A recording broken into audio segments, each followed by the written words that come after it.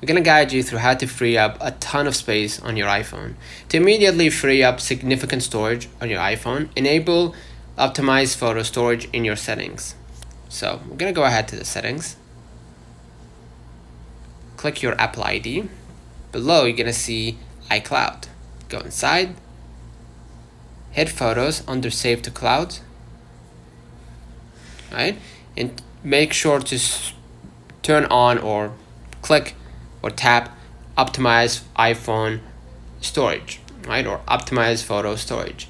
You can also offload or delete rarely used apps on your phone by just holding the app. Click remove and double click, of course, to confirm that you want to remove this app. And purge cache data from heavy apps like WhatsApp and Safari. So go ahead to the settings,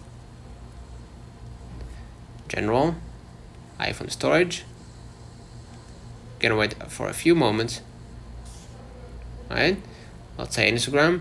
Hit offload and double click to offload the app and reinstall again to free up some space. Consider liking this video, subscribing, turn on the notification bell to receive every video we upload. Until next time, see you.